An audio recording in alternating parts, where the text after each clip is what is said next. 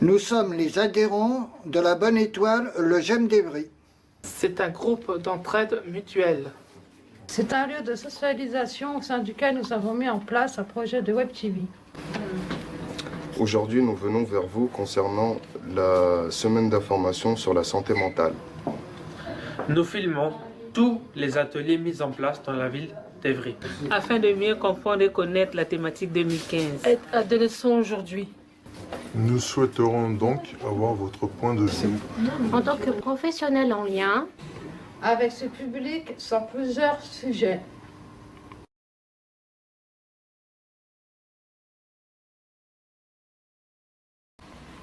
Alors notre structure ici, c'est une structure de psychiatrie infanto-juvénile.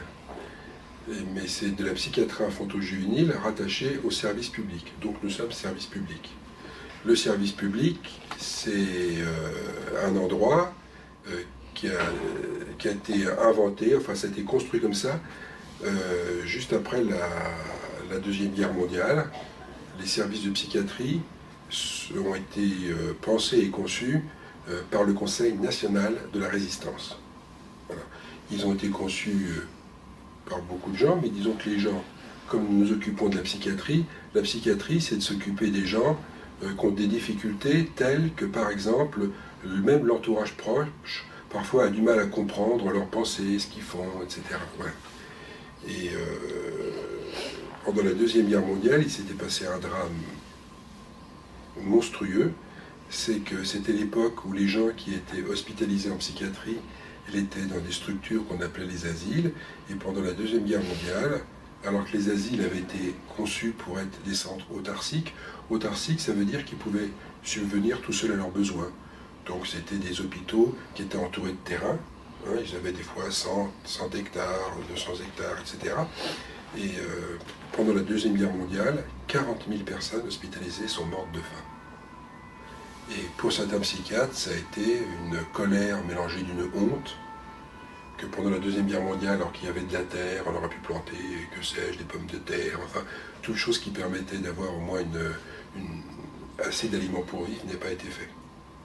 Et donc, un certain nombre de psychiatres, les plus avancés, ont décidé qu'il fallait casser ce système asilaire et le remplacer par des choses au plus proche des habitants. Pour mettre en place ces choses au plus proche des habitants, un psychiatre qui a travaillé dans l'Essonne, Lucien Bonafé, qui avait le modèle de la résistance. Vous savez que pendant la guerre, Deuxième Guerre mondiale, la résistance s'était organisée par lieu. Il y avait le Vercors, et dans un lieu, dans une zone démographique, il y avait une direction locale de la résistance, de façon à ce qu'ils se partagent le territoire pour pouvoir agir. Et en fait, il a fait pareil pour la psychiatrie, il a inventé la psychiatrie de secteur. Il a dit, eh bien, pour répondre au mieux aux difficultés que peuvent rencontrer les gens dans leur vie, le mieux, c'est qu'il y ait des équipes implantées et qui desservent un territoire. Dans ce territoire-là, tout le monde aura accès à des possibilités de se faire suivre et pas seulement de se faire hospitaliser. Ça a commencé par les adultes, et puis après, on s'est aperçu que c'était bien de le faire aussi pour les enfants, et c'est comme ça que sont nés les services de psychiatrie infanto-juvénile. Bon, pas tout de suite, mais enfin, je saute un peu les étapes. Et là, vous êtes dans un service de psychiatrie infanto-juvénile, donc qui dessert une population. La population que nous desservons est une population qui est le double de la moyenne, parce qu'on avait donné des moyennes pour que les équipes soient même de même force. On avait dit, pour les adultes, ce serait bien qu'on desserve, chaque équipe desserve environ 70 000 habitants. Ça permettait comme ça de pouvoir penser à des moyens relativement identiques. Hein.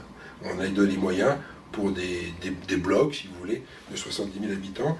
Et pour les enfants, on avait dit, on va mettre un secteur enfant pour 3 secteurs adultes. Parce qu'il y a moins d'enfants que d'adultes. Ils sont plus petits, puis ça... Voilà ce qu'ils ont fait. Et alors, donc, les secteurs adultes, c'est 3 x 7, 21, 210 000, disons, aux alentours de 200 000 habitants. Et le secteur ici dessert 400 000 habitants. C'est-à-dire 2 secteurs. Voilà. Donc, de fait, vous avez la chance d'être dans la plus petite équipe de secteurs de toute la région Île-de-France, puisque pour 400 000 habitants, nous n'avons que 14 infirmiers, 9 éducateurs et quelques médecins et psychologues. Voilà. Donc, c'est un territoire. Sur ce territoire, il y a des CMP comme ici, qu'on essaye de mettre un peu partout pour que la population puisse y aller avec des moyens de communication, bus ou le train, assez accessibles. Nous avons donc 3 CMP, parce que les CMP ça coûte de l'argent et pour l'instant nous n'en avons que 3. Nous avons un CMP comme ici, c'est l'endroit où nous recevons les consultations du tout venant, qui est ici à Ivry. Nous en avons un à Corbeil et un à Brunois. Et il est prévu théoriquement qu'on puisse en ouvrir un à Hyères, parce que nous allons de Hyères jusqu'à Évry, Rissorangis. Vous voyez, ça fait quand même un lieu étendu, pas excessivement étendu, mais très dense en population, puisque la partie est de l'Essonne est la partie la plus dense de la population, peut-être un peu avec Massy, mais en zone, en rassemblement de population, c'est la plus dense, puisque nous sectorisons avec la petite équipe, alors qu'il y a 5 services de psychiatrie pour toute l'Essonne. Nous, un seul service, le plus petit de tous, nous desservons le tiers de la population essonnienne. 400 000 habitants, c'est le tiers, puisque l'Essonne fait 1 200 000 habitants. Donc, les équipes de secteur comme ici, nous recevons toutes les demandes. C'est gratuit ici. Gratuit, ça ne veut pas dire que nous ne sommes pas payés, mais ça veut dire que les gens ne payent pas directement. Il n'y a même pas de tiers payant ici. Vous pouvez venir et on vous reçoit, vous ne payez pas. Et ça permet, ça a été inventé au titre de la prévention, ça permet aux gens d'abord qui ont des difficultés tellement graves qu'ils n'ont pas d'argent de pouvoir consulter. Et ici pour les enfants, ça permet aux enfants de consulter s'ils ont un certain âge, pas les tout petits, mais ils ont 14-15 ans, s'ils veulent venir tout seuls, ils peuvent venir tout seuls, parce qu'on n'est même pas obligé de leur demander leur numéro de sécurité sociale. Donc c'est une offre très très ouverte, qui j'espère tiendra, parce que les gouvernements ayant très envie de tout contrôler, voudraient que nous marchions, que l'argent qu'ils nous donnent soit donné au nombre de consultations, ce qui serait une erreur grave, parce qu'il suffirait pour augmenter l'argent que reçoit le service pour fonctionner, de suivre que des enfants qui vont pas bien, qui vont bien, comme ça on irait vite. Hein, mais notre travail, c'est de recevoir l'ensemble des difficultés. Voilà, grosso modo aussi, ce que nous faisons. Alors nous avons des dispositifs particuliers, des CMP, des hôpitaux de jour, enfin un hôpital de jour, un CATTP, Centre d'accueil thérapeutique à temps partiel. Nous avons une unité de placement familial spécialisée, dans lequel les enfants vont de manière séquentielle, qui ont des grosses difficultés dans la famille, mais nous avons pris comme décision ici de ne pas faire des accueils familiales thérapeutiques complets, afin que les enfants ne soient pas séparés totalement de leur famille, mais quand il y a des difficultés de la famille, qu'ils peuvent venir 2-3 jours dans une autre famille, mais qu'après ils retournent dans leur famille. Voilà. Nous travaillons avec les PMI, enfin voilà, tout le panel comme ça. Voilà, si j'ai pu répondre à votre question. Donc c'est les 11-25 ans. Voilà. Et puis donc nos missions, effectivement, nous on accompagne beaucoup le jeune dans quelle que soit la démarche. Donc ça peut être l'insertion à l'emploi, à la formation, ça peut être de l'hébergement, ça peut être au niveau de la justice aussi. Au niveau des missions, c'est vrai qu'on a cette particularité de pouvoir accompagner les jeunes physiquement. Parce qu'effectivement, moi c'est ce que je leur dis toujours, il vaut mieux avoir 4 oreilles que 2 et comprendre ce qu'on a envie de comprendre aussi, ou des fois on ne comprend pas forcément aussi ce qu'on nous dit. Donc le but étant c'est de les accompagner pour pouvoir aussi les aiguiller et puis leur faire comprendre aussi les choses. Donc voilà au niveau de nos missions, on ne fait pas de miracle, mais on les accompagne au mieux dans leur projet pour qu'ils puissent s'épanouir pleinement dans ce qu'ils veulent faire ou dans ce qu'ils souhaitent faire. Par exemple, au lieu de quand quelqu'un cherche du travail ou une formation, on lui dit pas, écoute, va au Pôle emploi, va postuler dans des intérims ou je sais pas, moi chez McDo ou ailleurs. On va avec lui, c'est-à-dire qu'on va ensemble en voiture et comme ça, quand on est à ses côtés et qu'il dépose les CV ou qu'il va s'inscrire à Pôle emploi, on s'assure qu'il a bien compris, et ce que disait Ingrid, il vaut mieux être 4 oreilles que 2. Oui. Et donc, à 2 cerveaux, on est sûr de faire moins d'erreurs que s'il y était les seuls. Et voilà. Et vous le sollicitez aussi à chercher sur des autres emplois sur Internet Oui. Alors, on a un local, donc chaque équipe a un local. Les équipes, c'est 4 personnes à chaque fois, 2 hommes et 2 femmes. Chaque équipe a un local. Et dans les locaux, on a un ordinateur, un téléphone, un fax, tout ce qu'il faut pour faire les démarches de recherche, quelles qu'elles soient.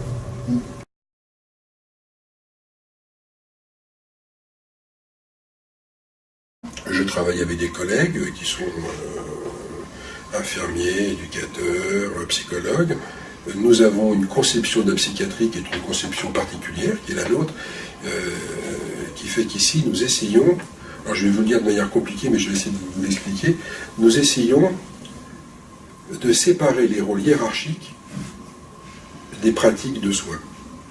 Moi, je suis chef de service. Mais en tant que chef de service, je n'impose aucun savoir au nom de ma connaissance en prétextant de la hiérarchie. Vous voyez ce que je veux dire? C'est-à-dire que si je discute avec quelqu'un et je peux dire, parce que nous avons des réunions, comment tu fais avec cet enfant, ou la personne me demande à moi comment tu fais avec cet enfant, nous pouvons discuter, puis je peux dire, moi, je ne ferai peut-être pas comme ça, ou la personne me dit, tu ferais mieux de faire un peu autrement, moi je fais comme ça. C'est des discussions qui n'ont rien à voir avec la fonction de chef de service. En tant que chef de service, je ne dis pas, mais c'est un choix, hein, il y a peu de services comme le nôtre, je ne dis pas, parce que je suis chef de service, j'ai un savoir supérieur à vous. Ma fonction de chef de service, elle ne me sert à moi que pour organiser les soins, pour dire ça serait bien qu'il y ait un peu de gens là, qu'il y ait un peu de gens là, qu'il y ait un peu de gens là. Mais en ce qui concerne le suivi, la réflexion, les gens ont une liberté. Mais cette liberté n'est possible qu'à la condition de parler ensemble et d'échanger les uns avec les autres pour qu'on fasse pas trop de... qu'on se laisse aller à faire des choses qui seraient peut-être bizarres. Mais comme on parle ensemble, ça nous rassemble. Et c'est les discussions ensemble, les synthèses, qui tiennent la qualité des soins, qu'on essaye d'avoir, je ne dis pas qu'on l'a, bien sûr, hein, la qualité des soins, et ce n'est pas le pouvoir hiérarchique. Donc c'est un service où il y en a peu comme ça, il y en a peu, voilà, parce que c'est un point de vue, dans lequel la séparation de la hiérarchie n'impose pas les contraintes soignantes, mais les organise et essaye de les faire vivre tous ensemble. Et ici, quand vous rentrez, vous aurez du mal à faire la différence entre le psychiatre, l'éducateur, l'infirmier, etc. On essaye de... Bien sûr, chacun avec son parcours. On ne fait pas comme si tous les gens étaient identiques. En tant que médecin, j'ai des pouvoirs que n'ont pas d'autres personnes. Un des pouvoirs simples que j'ai entre médecins, c'est que moi, je peux faire des arrêts de travail. Un psychologue, il ne peut pas. Bon, voilà. Mais une fois ces choses-là repérées, nous essayons de travailler en faisant que dans les services de psychiatrie, puisque c'est des services dans lesquels ce qui fonctionne le plus, c'est la relation. La relation, ça ne peut pas se prescrire. Hein, je ne peux pas dire à quelqu'un sois génial avec un autre. Je peux lui dire si vous voulez, mais c'est pas sûr que ça marche là. Donc, pour que ça fonctionne, nous sommes obligés d'échanger sur... Je suis la personne qui veille à ce que les différentes antennes, c'est-à-dire l'équipe de Courcouronnes, l'équipe de Risson-Rangis et les deux équipes d'Evry et l'équipe qui fait Bondoufle-Lisville-Abbé, travaillent dans le même sens, respectent le fonctionnement de l'association et puis aussi, à côté de ce travail de coordination, c'est que je fasse en sorte que au quotidien, les équipes aient aucune difficulté dans leur avancée, que donc je fasse le nécessaire à côté pour qu'elles ne rencontrent pas de difficultés au moment où elles sont vraiment en train de travailler tous les jours.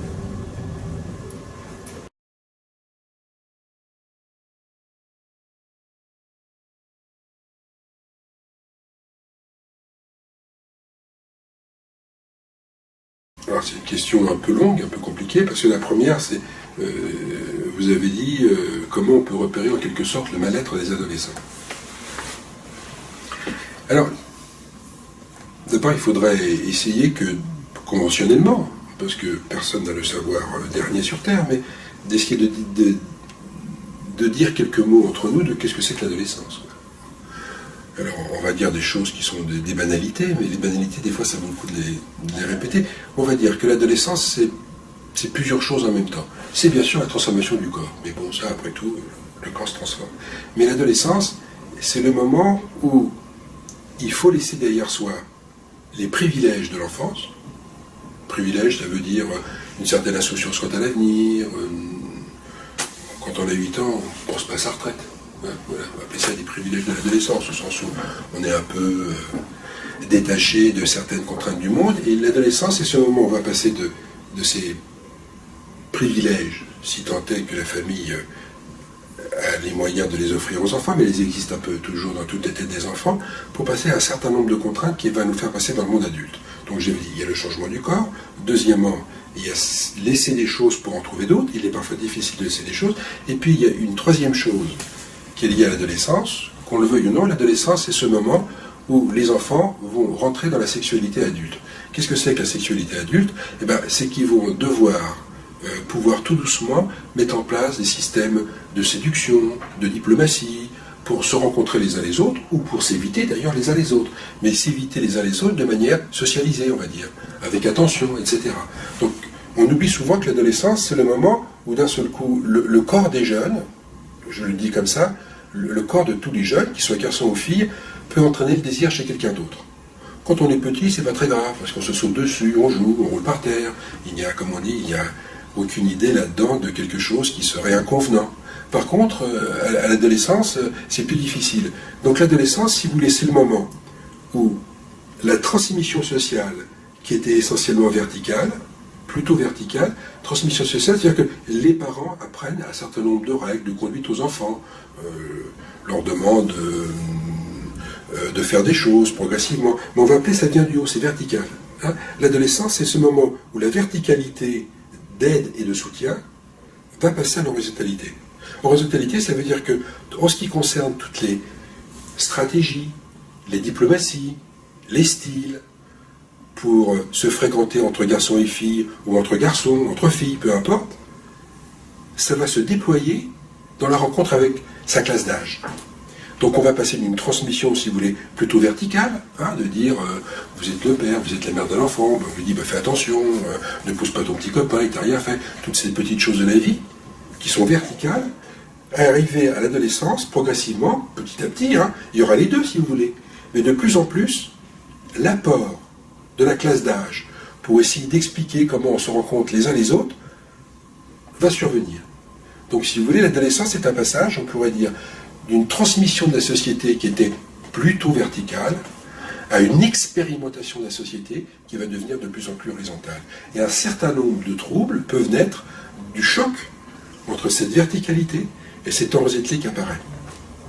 Mais l'adolescence, au sens psychique, psychologique du terme, si vous voulez, en dehors des transformations du corps, bien sûr, c'est ce moment où les enfants doivent un peu s'émanciper et progressivement construire des styles de vie, des méthodes, pour pouvoir rentrer dans un monde dans lequel la séduction, au sens le plus respectueux du terme, se met en place. C'est pour ça qu'à l'adolescence, vous allez voir des modes pour se soutenir, je sais pas,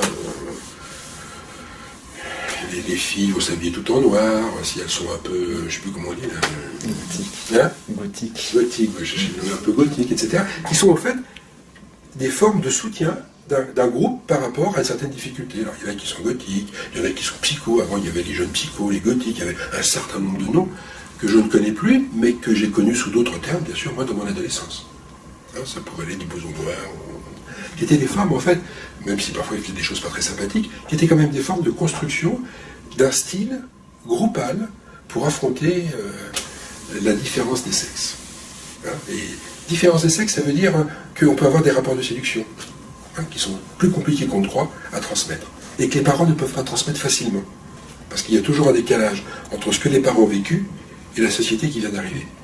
Et ce décalage entre ce que les parents ont vécu et ce que la société vient d'arriver fait que ce sont plutôt, depuis la nuit des temps, au niveau du groupe d'âge qu'un certain nombre de choses se renouvellent et se fabriquent. C'est pour ça que l'adolescence, on pourrait dire, c'est le moment le plus créatif de la vie. Si vous regardez les gens qui font de la mode, ben vous verrez qu'ils ne le disent pas, mais ils piquent la moitié des trucs aux adolescents. C'est les adolescents qui ont commencé à porter les adolescents ont commencé à avoir du plaisir à porter des jeans troués. Et puis il y a des gens très malins qui ont vendu des jeans troués. C'est quand même génial, ils sont forts. Hein. Ouais, mais c'est les adolescents qui les ont inventés, hein. C'est pas ceux qui font la mode. Hein. Et maintenant ils sont tellement forts qu'ils se sont dit, bah, puisqu'ils aiment ça, on va leur en vendre. Ouais. Alors, comment repérer les signaux d'alerte ? Donc nous les jeunes, comme disait Ingrid, ils viennent nous voir, c'est la libre adhésion, c'est un peu de fait, c'est un peu comme au GEM, si on a envie de venir, on vient. En fait on est dans une relation très, très facile, où là, il y a une grande confiance, parce qu'on n'est pas obligé d'être là, donc si on est là, c'est qu'on a envie d'être là. Donc quand on a envie, il y a une confiance qui s'installe. Et donc nous, en tout cas pour ce qui est de les jeunes avec lesquels on travaille, je pense qu'ils ne vont pas hésiter à nous dire ce qui ne va pas. Et donc d'eux-mêmes, ils vont s'ouvrir et nous donner à écouter leurs difficultés. Après, on peut rajouter, c'est vrai que notre mission, elle est un peu particulière, et ce qui est plutôt cool pour le coup, c'est qu'on n'a pas un esprit moralisateur. On ne va pas leur dire oh, c'est pas bien ce que tu fais. Et je pense qu'ils ont déjà assez de références adultes qui leur disent fais attention, fais pas ci, fais pas ça, fais pas de bêtises. Et le fait qu'on ne soit pas dedans et qu'on se dit être adulte à leurs yeux, ils se confient beaucoup plus facilement on n'a pas un regard où on ne juge pas ce qu'ils vont nous dire ou ce qu'ils vont nous faire. S'ils nous demandent des conseils, on va être là pour y répondre. Voilà, selon moi, ce que tu as fait, voilà, je leur ai fait plus comme ça. Effectivement, on n'a pas non plus, on leur montre qu'on n'a pas la science infuse non plus, on est humain et que l'erreur est humaine aussi. Ce qui fait que du coup, quand on leur donne un petit peu, ils nous donnent beaucoup plus, effectivement. Après, c'est le tout, c'est d'être attentif aussi à ce qu'ils disent. Donc on est très attentif sur les mots, sur la gestuelle et le fait qu'on soit en relation avec eux dans le quotidien, petit à petit il y a des changements qui se passent aussi. Donc c'est vraiment être attentif à leur comportement et on le voit facilement après. Donc voilà. Après pour les jeunes dans l'ensemble, des signes d'alerte d'un mal-être, c'est par exemple l'isolement. Quelqu'un qui va être tout seul dans son coin alors qu'il pourrait être avec des amis mais qui va préférer toujours être tout seul, ou quelqu'un qui va complètement se couper de sa famille et être tout le temps avec un groupe d'amis, on va dire c'est des signes qui nous permettent de se dire cette personne elle va pas forcément super bien parce que elle se replie quelque part sur un fonctionnement. Alors j'ai envie de dire heureusement à plein de monde. Et c'est ça qui est quand même bien, en tout cas en France et dans le 91 on a cette chance-là. Donc il y a les collègues de l'association Oser, avec lesquels qu'ils connaissent et à qui ils peuvent dire quand ça ne va pas.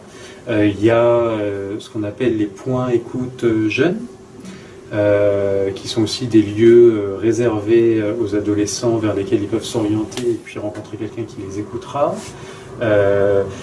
Il peut y avoir des associations comme la vôtre, un groupe d'entraide mutuelle, c'est-à-dire des pairs, comme on dit, mais des pairs dans le sens des gens dans lesquels ils se retrouveront et avec lesquels ils peuvent rencontrer les mêmes difficultés, par exemple. Il peut y avoir, s'ils sont scolarisés, l'assistante sociale qui est dans leur lycée, dans leur collège. Il peut y avoir, en tout cas, on a quand même pas mal, dans les services jeunesse aussi, parce que c'est vrai que dans les villes qui sont les nôtres, on a des services jeunesse ou des maisons de quartier. Et les adultes qui travaillent là et qui connaissent quand même bien les jeunes sont aussi des gens qui peuvent les aider s'ils ont des difficultés. Et puis j'avais envie de rajouter par rapport à notre équipe, le fait qu'on soit une équipe mixte et tous différents, parce qu'on a tous un cursus différent, fait que le jeune peut trouver aussi au cœur de l'équipe quelqu'un à qui parler plus facilement parce que telle personne a peut-être connu ça ou a grandi dans tel milieu. Donc c'est vrai que la mixité de notre équipe fait que aussi le jeune peut facilement se repérer aussi et pouvoir parler à qui il veut en fait. En tout cas au sein de l'équipe, et puis après comme dit Julien, il y a un panel relativement large. C'est vrai que le jeune peut aller se confier comme effectivement l'AS, votre groupe, effectivement il y a beaucoup de choses en fait. Et une particularité de notre structure, ça ne répond pas forcément qu'à cette question, on ne l'a pas dit à la première question, c'est vrai. L'association Oser, c'est même les jeunes qui ne vont pas aller voir toutes les personnes que j'ai citées avant, nous les collègues, tous les jours, ils vont se promener sur les quartiers, sur toute la ville d'Évry, de Ris-Orangis, de Courcouronnes et de Bondoufle, les villes de Bondoufle, Lisbonne-Abbé, et ils vont aller à la rencontre des jeunes qu'ils peuvent croiser. Donc même ceux qui ne vont pas aller au service jeunesse, qui ne vont pas aller voir leur assistante sociale à l'école, qui ne vont pas aller se renseigner là où ils peuvent se renseigner, ici, à Évry et aux villes autour, il y a des éducateurs qui vont les rencontrer directement dans les quartiers. Et ça, c'est notre mission à nous, l'association. Et comme tu dis, c'est bien, c'est l'aller vers, en fait. Exactement. L'aller vers.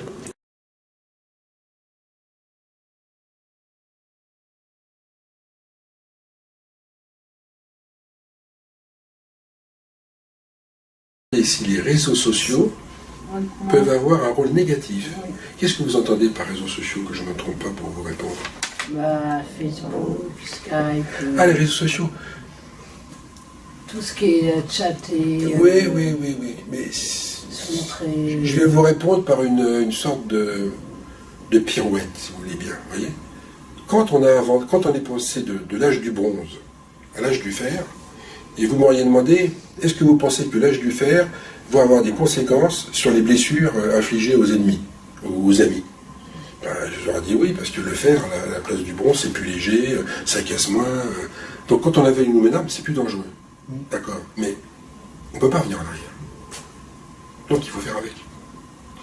C'est trop facile de dire vive l'âge de pierre, à bas l'âge du bronze. Vous voyez, le problème, c'est qu'on a quitté l'âge de pierre.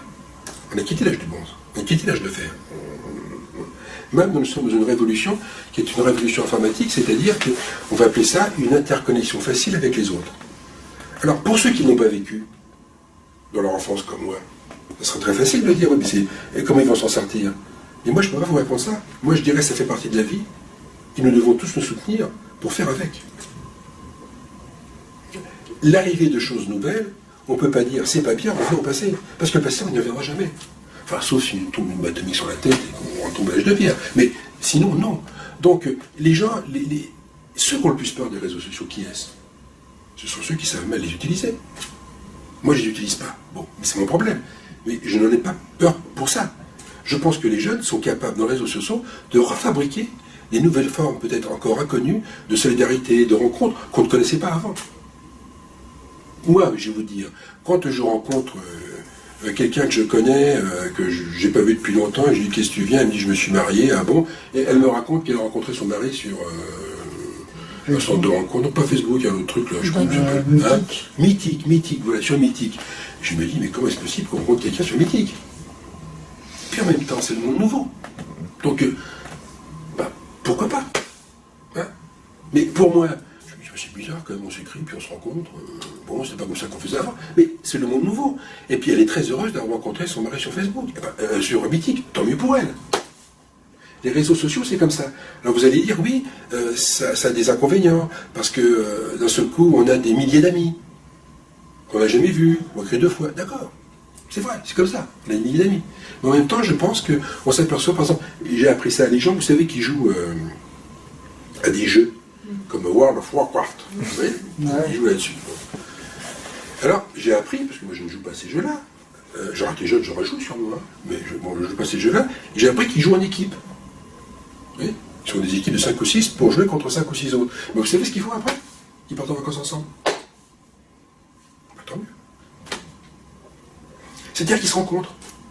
Donc, on croit que tout est, comment dirais-je, éloigné, déshumanisé. Mais en fait, on s'aperçoit qu'à chaque fois qu'on produit de la déshumanisation, il y a des processus de réhumanisation qui arrivent. Alors, peut-être qu'ils sont longs, peut-être qu'il y a des périodes aussi difficiles, mais nous avons... des fois, j'ai envie de répondre, vous savez, c'est terrible, les réseaux sociaux. Mais les nazis, le nazi, ça existait, il n'y a pas de réseaux sociaux. Alors, c'est compliqué à vouloir... voilà. Donc, ma question, pour moi, je ne peux pas juger. Je ne peux pas dire ni c'est bien, ni c'est mal. Je dis, ça fait partie de notre monde. Voilà. Et donc, il faut faire avec. Une fois qu'on fait avec, je pense qu'on peut pousser le positif, parce qu'il y a nécessairement du positif dans les réseaux sociaux. Il y a du négatif, bien sûr. Il y a nécessairement du positif. Et on ne peut pas juger de l'extérieur en disant, si vous avez lu Aristote, qui est un vieux philosophe grec, avant Jésus-Christ, vous savez ce qu'il disait? Il disait, on n'a plus la jeunesse qu'on mérite. En disant, les jeunes, c'est plus comme avant. Vous voyez, c'était il y a 3000 ans. Avant de 3000 ans. Et à chaque génération, on dit ça. Ah, les jeunes, c'est pas comme avant. Ben oui, c'est vrai, mais ça fait 3000 ans qu'on le dit, hein, vous inquiétez pas. Donc, la réponse à moi, c'est que les réseaux sociaux font partie d'un nouveau mode de mise en relation des êtres humains, et j'espère que dans ce nouveau mode de mise en relation des êtres humains, nous pourrons, les gens, les jeunes, auront la capacité d'en tirer le meilleur. Mais c'est pas moi qui leur donnerai des conseils de vieux désespérés. Voilà, la question est difficile, là. Je sais pas trop. Je pense qu'on n'est pas... Enfin, en tout cas, moi, je suis pas du tout expert sur cette question, et je me la suis jamais posée comme ça. J'ai envie de dire... les réseaux sociaux... maintenant, ils sont un peu à l'image de l'adolescence d'aujourd'hui, c'est-à-dire que en même temps, les adolescents d'aujourd'hui sont un peu comme ils sont parce que les réseaux sociaux existent, et en même temps, les réseaux sociaux fonctionnent comme ils fonctionnent un peu parce que les adolescents justement les font fonctionner. Donc, j'ai presque envie de dire, mais j'espère ne pas dire de bêtises, que si le jeune va mal, ce ne sera pas forcément aidant, et en même temps, si le jeune va bien, ça peut être quelque chose de très positif pour lui. Et je ne connais pas assez les réseaux sociaux, parce que moi-même je ne suis pas sur les réseaux sociaux, donc pour pour savoir quelles peuvent être les conséquences, mais ce que je voulais dire, c'est qu'on peut tout trouver sur les réseaux sociaux, c'est-à-dire à la fois, et on en entend souvent parler, on peut se faire insulter et tout, et du coup ça renforce le mal-être, et à la fois on voit bien qu'il y en a qui passent des heures avec leurs amis, et donc même si on peut se dire il serait mieux à sortir dehors plutôt qu'à rester devant l'ordinateur, en tout cas ça a l'air de leur apporter quelque chose, puisqu'ils ont l'air heureux de pouvoir rigoler avec les copains sur les réseaux sociaux, de s'échanger des vidéos et tout, donc je pense qu'on peut trouver un peu de tout, je sais pas. Moi j'y verrais plus à perso un impact négatif. Après peut-être que je parle comme une maman, mais j'ai pas d'enfant. Parce qu'effectivement, pas mal de jeunes véhiculent c'est un petit peu le journal intime ouvert, et par expérience, moi j'ai vu des jeunes mettre des photos d'eux de manière un peu ambiguë, en disant oui c'est la vie. Il y a beaucoup de phrases où on ne sait pas si on doit le prendre en considération ou si c'est parce que c'est un coup de blues de 5 minutes, et du coup effectivement en une fraction de seconde, tout le monde est au courant. L'impact aussi néfaste que je trouve, c'est que notamment avec les conflits interquartiers, il y a pas mal de jeunes qui ont 1000 à 2000 amis, et encore sur les 2000 ils doivent en connaître que 50. C'est très facile de dire ce qu'on a envie de dire à travers un ordinateur, et quand on se retrouve face à face dans un moment, faut assumer un petit peu ce qu'on dit, et tous les messages qu'on a véhiculés sur les réseaux sociaux, il a un impact beaucoup plus virulent en fait quand on rencontre je sais pas, une insulte qui fuse, ou si je te vois je vais te taper, effectivement à la voilà. Il y a même eu effectivement, là c'est un vrai effet négatif, tu as raison. Il y a des jeunes qui, via les réseaux sociaux, se donnent rendez-vous pour se bagarrer. C'est ça. Ouais. Ça c'est effectivement ça. Alors que ce qui aurait été, ce qui ne les aurait pas empêchés de se bagarrer s'il n'y avait pas eu les réseaux sociaux, mais ça facilite trop ce genre de choses, malheureusement. Ça c'est vrai. Et moi c'est vrai que je le vois plus comme un impact négatif. On a une jeune fille qui effectivement s'est fait pirater son compte Facebook. La personne s'en est saisie en racontant des saloperies sur elle, mais en prétendant que c'était elle-même qui disait je me déguisais une cochonne. Enfin voilà, donc du coup elle est venue tout de suite nous en parler. Nous ce qu'on a fait, c'est qu'on a fermé le compte, et comme elle voulait avoir absolument Facebook, donc on a rechangé les mots de passe, des choses comme ça. On l'a mis en garde, donc effectivement elle a supprimé le pot de photos qu'elle avait, parce que c'est facile aussi de faire des photos au montage, des choses comme ça, donc c'est pareil. Maintenant on va les conseiller, on va leur dire voilà ce que tu encours, après c'est à tes risques et périls. On aura beau leur conseiller, s'ils ont envie de le faire derrière ils le feront, mais s'ils tombent on sera à côté d'eux au moment où ça arrivera, malheureusement, je leur souhaite pas, mais voilà, le conseil y passe, mais on n'est jamais à l'abri effectivement qu'ils le fassent dans notre dos.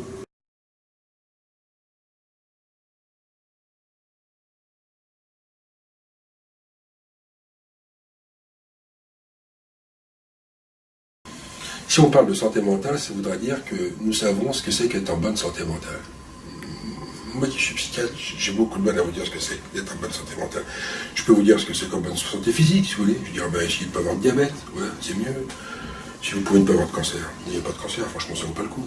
Donc je peux vous dire oui, la bonne santé physique, c'est plutôt d'essayer de ne pas avoir trop de maladies qui touchent notre corps. La bonne santé mentale, c'est beaucoup plus compliqué, quoi. Voilà. Il y a des gens qui sont en grande difficulté. Maintenant, pourquoi je bute un peu sur ce terme bonne santé mentale, parce que dans le terme bonne santé physique, on peut nous proposer un certain nombre de conduites, avec lesquelles on peut être d'accord ou pas, mais qui sont simples. On va vous dire, si vous êtes très obèse, vous avez des risques cardiovasculaires plus importants. Donc essayez de manger moins. Essayez de manger moins, vous n'êtes pas obligé de le faire. Mais disons, c'est simple. Hein? Maintenant, si vous me dites comment faire pour être heureux, je ne vais pas vous dire pour être heureux, il faut manger moins. Hein. J'en sais rien. Peut-être que pour être heureux, il faut manger plus. Hein. J'en sais rien, moi. Je ne vais pas vous dire pour être heureux, par exemple, ne buvez pas d'alcool. Si je suis honnête, je pourrais dire, ne buvez pas d'alcool, c'est mauvais pour la santé, mais pour la santé physique. Un peu pour la santé morale. Bon, je suis d'accord, c'est peut-être un mauvais terme que j'ai choisi.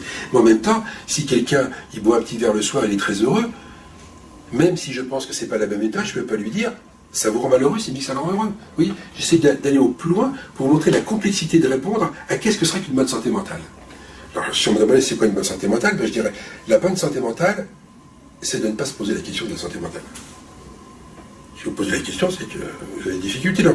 Mais j'y vais parce que c'est la mode, vous voyez. La mode, c'est ayez une bonne santé mentale. C'est quoi, là, une bonne santé mentale? C'est je dois pas rire avec les amis? Ou je dois rire 2 fois par jour avec les amis? Mais comment je vais faire? Par contre, parce qu'on est en train de décaler la santé mentale sur la santé physique. Alors la santé physique, je vous l'ai dit, je me répète un peu, mais ça pose des problèmes aussi, disons. Mais c'est un peu plus facile à repérer. Hein, santé physique, voilà. Santé physique, probablement, ne buvez pas, ne fumez pas de shit, c'est très mauvais pour la santé. D'accord, c'est très mauvais pour la santé. Mais c'est très mauvais pour la santé physique, pour le cerveau, ça détruit les cellules du cerveau. Donc il ne faut pas le faire.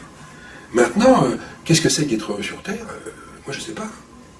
Moi, je peux vous dire, si quelqu'un me dit je suis heureux, je dis félicitations. Si quelqu'un me dit je suis malheureux, je peux vous aider à voir pourquoi vous êtes malheureux.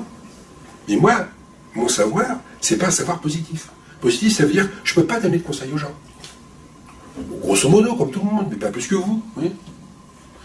Hein, je ne peux pas expliquer, par exemple, moi qui suis spécialisé dans l'enfance, je ne peux pas expliquer à des parents comment on fait pour élever un enfant bien.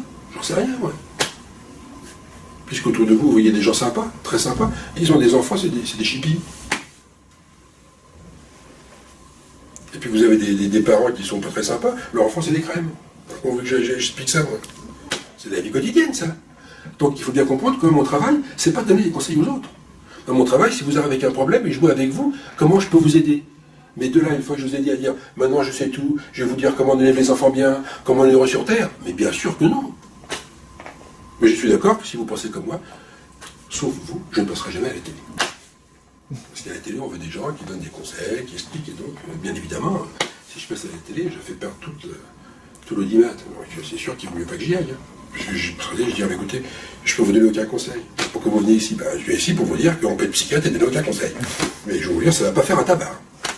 C'est la chaîne ne peut pas augmenter son niveau d'audimat avec ça. Moi, voilà, dans un premier temps, et j'aimerais bien, c'est faire de la prévention, surtout auprès des parents. Je ne sais pas par quel moyen, parce que voilà, il y a peut-être l'effet de honte, de ne pas vouloir aussi s'impliquer dans la vie de ses enfants, et puis il y a certains sujets qui restent tabous aussi pour les parents, mais je pense que pour moi ça vient de là aussi, c'est faire de la prévention. Voilà, avertir les parents sur les méfaits. Alors bon, là on parlait de réseaux sociaux précédemment, mais un Facebook à 11 ans, enfin je sais pas, hein, mais voilà, peut-être un peu de prévention vis-à-vis des parents, les accompagner au mieux. En tout cas pour ma part, oui, aider les parents en fait, par rapport à ça. Après, ça, c'est pas en lien direct, mais c'est quand même très très important. Les adolescents, quels qu'ils soient, ils ont besoin de se sentir reconnus, de se sentir valorisés. Et c'est vrai que pour beaucoup de jeunes que nous on connaît, le mal-être il a déjà commencé avec la scolarité qui se déroule mal. Et un des grands enjeux, je pense, pour que les adolescents aillent bien, c'est qu'ils n'aient pas déjà cette difficulté de se sentir pas reconnus, ou en tout cas mal partis dans la vie, parce que la scolarité s'est mal passée. Et donc, pour toute la société, un des grands enjeux, c'est quand même l'enjeu d'aider les jeunes à réussir une scolarité, à se sentir valorisés par la scolarité. Et ce qu'on voit nous, parce que nous on a la chance de voir les jeunes du plus jeune âge jusqu'à assez âgés, c'est-à-dire que on va dire 11-25 ans, mais en fait on en connaît des plus jeunes et puis on en connaît des plus âgés. Donc ce qu'on voit nous, c'est qu'une scolarité qui se passe mal, c'est dès l'école primaire que les premières difficultés vont se mettre en place. Et si c'est pas travaillé dès l'école primaire, après, au collège, au lycée, c'est beaucoup plus difficile. Donc c'est très loin de la question des réseaux sociaux, mais aider les jeunes à être dans une scolarité positive dès l'école primaire, ça nous semble quelque chose de d'essentiel. Et qu'est-ce que vous pensez du coup d'un éducateur qui aiderait directement la maîtresse en classe et qui mettre en place du coup des axes de travail de manière individuelle pour soutenir un peu la prof qui donnerait son cours du coup? Ça pourrait permettre... Après, je ne sais pas qu'est-ce qu'il faudrait trouver. Une des premières questions, ce serait déjà qu'on soit dans des classes avec moins d'élèves, qui permettent à ce que le maître ou la maîtresse puisse vraiment se soucier de tous les élèves qu'elle a dans sa classe.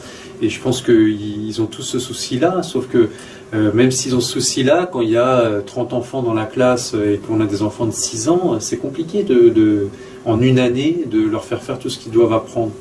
Donc qu'il y ait moins d'élèves, qu'il y ait plus d'enseignants, que les enseignants soient soutenus, je ne sais pas. En tout cas, ce qui est sûr, c'est qu'il y a un enjeu qui se passe dès ces années-là, quoi. Dès le 6e, dès 6 ans, 7 ans, 8 ans, donc dès CP, CE1, CE2. Et ce qui ne veut pas dire qu'un enfant qui aura, qui aura commencé à décrocher ou avoir plus de difficultés que les autres à cet âge-là, ça fera un adolescent malheureux, c'est pas ce que je veux dire, mais disons que comme les adolescents ont besoin de se sentir valorisés et de se sentir reconnus, si déjà à l'école ça a été difficile, ça complique beaucoup les choses, quoi.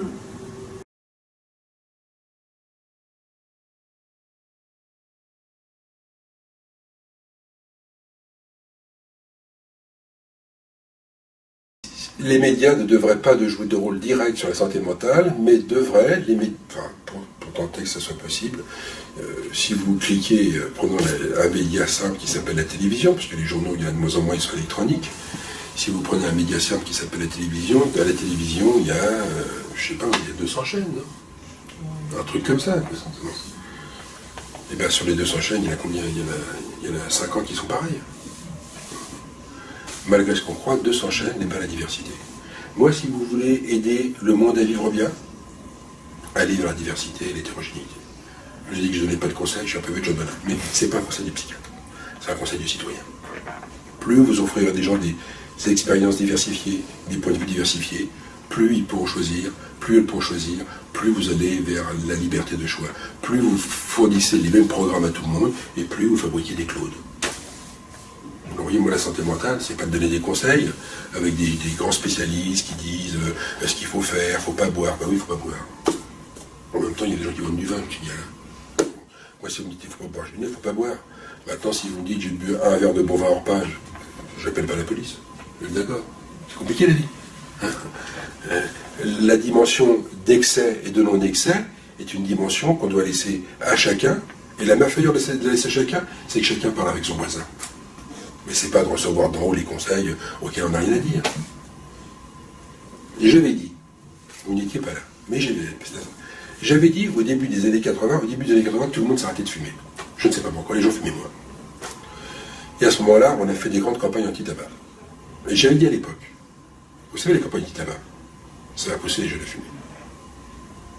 Parce que si vous leur interdisez un truc, ils y vont beaucoup plus que vous ne le faites pas. Et je ne dis pas qu'il y a un rapport. Les jeunes ont commencé à fumer, en particulier les filles.